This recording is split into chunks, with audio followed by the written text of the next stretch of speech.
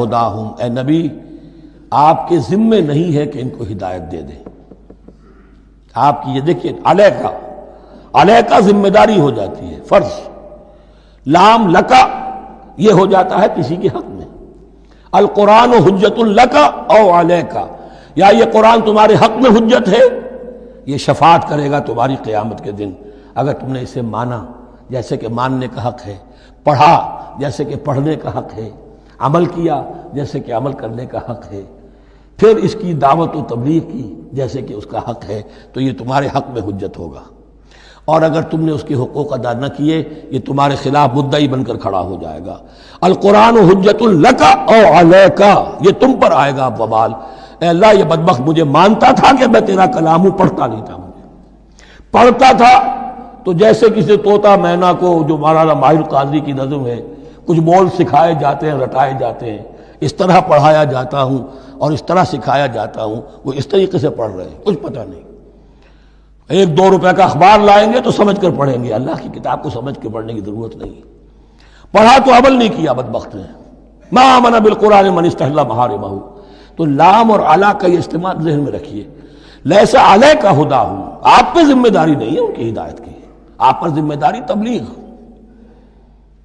ہم نے بھیجا ہے آپ کو، انا ارسلناک بالحق بشیرا ونذیرا ولا تسأل عن اصحاب الجحیم. یہ آیت ہم پڑھ چکے ہیں پہلے حصے میں. ولیکن اللہ یہدی من یشاء، وہ تو اللہ تعالیٰ ہدایت دیتا ہے جس کو چاہتا ہے. وما تنفقوا من خیر فلانفسکم، اور جو بھی خیر، جو بھی بھلائی، جو بھی مال تم خرچ کرو گے وہ تمہارے اپنے لیے بہتر ہے. تمہیں اجر و ثواب ملے گا، تمہیں کو مل جائے گا 700 گنا 1400 گنا. وما تنفقون الا ابتغاء وجہ اللہ، یہاں یہ فعل مضارع آیا ہے نفی نہیں کے مفہوم میں. لا تنفقون، ما تنفقون یعنی تم نہیں خرچ کرو گے مگر اللہ کی رضا کے لیے، تب اجر ملے گا. اگر ریاکارانہ خرچ کیا تھا تو کوئی اجر کا کیا سوال، وہ تو شرک بن جائے گا. وما تنفقون الا ابتغاء وجہ اللہ وما تنفقوا من خیر یوفی الیکم وانتم لا تظلمون. اور جو بھی خیر تم خرچ کرو گے، خیر میں سے جو بھی دولت خرچ کرو گے، یوفی الیکم پورا تمہیں لوٹا دیا جائے گا، وانتم لا تظلمون، اور تم پر کوئی ظلم نہیں ہوگا، تمہاری کوئی حق تلفی نہیں ہوگی. اب آیا ہے آخری ٹیپ کا بند. انفاق فی سبیل اللہ کا سب سے بڑھ کر حقدار کون ہے؟ للفقراء الذین احصروا فی سبیل اللہ، وہ ضرورت مند کہ جو گھر کر رہ گئے اللہ کی راہ میں. جیسے اصحاب صفہ تھے، بیٹھے ہوئے ہیں، کوئی کام نہیں کر رہے، حضور سے علم سیکھ رہے ہیں، اور جہاں جہاں سے دعوت آ رہی ہے کہ حضور بھیجیے ہمارے ہاں کوئی مبلغین، وہاں سے ان کو بھیجا جا رہا ہے. اب وہ معاش کی جد و جہد کرتے تو یہ تعلیم کیسے حاصل کرتے؟ یا اسی طرح دین کی کوئی خدمت ہے، کوئی آپ نے تحریک اٹھائی ہے، اب اس میں آپ کو کچھ نہ کچھ کارکن تو چاہیے. ان کارکنوں کی بھی تو آخر معاش کا ہے درجہ. اگر وہ سارا 8 گھنٹے دفتروں میں کھائیں اور وہاں ڈانٹے بھی سنیں افسروں کی، اور پھر 2 گھنٹے جانا 2 گھنٹے آنا، اب وہ کون سا وقت نکالیں گے دین کے کام کا؟ کیا کریں گے؟ کہاں سے وقت آ جائے گا؟ کچھ لوگ تو ہونے چاہیے جو ہمہ وقت لگ جائیں، لیکن ہمہ وقت تو لگ گئے، لیکن پیٹ تو ان کے بھی ہے، اولاد تو ان کے بھی ہوگی. للفقراء الذین احصروا فی سبیل اللہ، جو گھیرے میں آ گئے ہیں اللہ تعالیٰ کی راہ کی جد و جہد میں، جہاد فی سبیل اللہ کی سعی میں، وہ اس طریقے سے مصروف ہو گئے ہیں. لا یستطیعون ضربا فی الارض، اب وہ زمین میں گھوم پھر کر تجارت کرنے کی ان کے اندر ان کے پاس وقت ہی نہیں ہے، نہیں چل پھر سکتے زمین میں اپنی معاش کے لیے. یحسبهم الجاہل اغنیاء من التعفف، اب یہ اس طرح کے فقیر تو ہیں نہیں جو لپٹ کر مانگتے ہوں.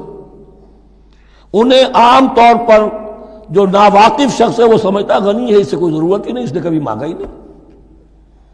لیکن اس نے مانگا اس لیے نہیں ہے کہ وہ اس طرح کا سائل نہیں ہے، اس طرح کا وہ سوالی نہیں ہے، وہ فقیر نہیں ہے، وہ تو اللہ کے دین کے لیے اپنے آپ کو اس نے لگا دیا ہے. یہ تمہارا کام ہے کہ دیکھو. یحسبهم الجاہل اغنیاء من التعفف، وہ جو مانگنے سے رک رہے ہیں اپنی عزت نفس کی حفاظت کی خاطر، اس کی وجہ سے ناواقف آدمی سمجھتے ہیں کہ تو غنی ہے، اسے کوئی ضرورت نہیں ہے. تعرفهم بسیماہم، تم پہچان لوگے انہیں ان کے چہروں سے. ظاہر بات ہے کہ فقر کا، احتیاج کا اثر چہرے پر تو آ جاتا ہے. اگر آپ کو نیوٹریشن صحیح نہیں مل رہی ہے تو ظاہر بات ہے چہرے پر اس کا اثر ہوگا.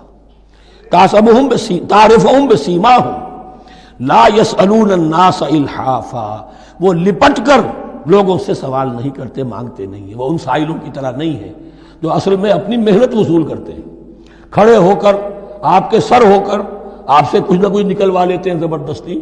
اس طریقے سے تو وہ نہیں مانگیں گے. یہ بات اہم مسئلہ ہے. اقامت دین کی جد و جہد میں جو لوگ ہمہ وقت لگ جائیں، آخر ان کے لیے کیا ذریعہ ہو. میں یہاں تفصیل میں نہیں جا سکتا، وقت بھی اس چنگ کا ختم ہو رہا ہے، لیکن یہ سمجھ لیجئے کہ یہ دو رکوع جو ہیں، انفاق کا پورا مضمون، اس کا کلائمیکس جو ہے وہ یہ آیت ہے للفقراء الذین احصروا فی سبیل اللہ لا یستطیعون ضربا فی الارض یحسبهم الجاہل اغنیاء من التعفف تعرفهم بسیماہم لا یسألون الناس الحافا وما تنفقوا من خیر فإن اللہ بہ علیم. اور جو بھی تم دولت مال خرچ کرو گے تو اللہ تعالیٰ اس کے علم میں ہوگا. یہ نہ سمجھنا کہ اللہ کے علم میں نہیں ہے. خاموشی کے ساتھ، اخفاء کے ساتھ ایسے لوگوں کے ساتھ تعاون کرو گے تو اللہ تعالیٰ جو ہے تمہیں اس کا پورا بھرپور بدلہ دے گا. الذین ينفقون اموالهم باللیل والنہار، وہ لوگ کہ جو اپنا مال خرچ کرتے رہتے ہیں رات کو بھی دن میں بھی، سرًا وعلانیۃً، خفیہ طور پر بھی اعلانیہ بھی. صدقات واجبہ اعلانیہ، صدقات نافلہ خفیہ، انفاق فی سبیل اللہ خفیہ. فلہم اجرہم عند ربہم ولا خوف علیہم ولا ہم یحزنون، ان کے لیے ان کا اجر محفوظ ہے ان کے رب کے پاس، نہ ان پر کوئی خوف طاری ہوگا اور نہ ہی وہ کسی حزن سے دوچار ہوں گے.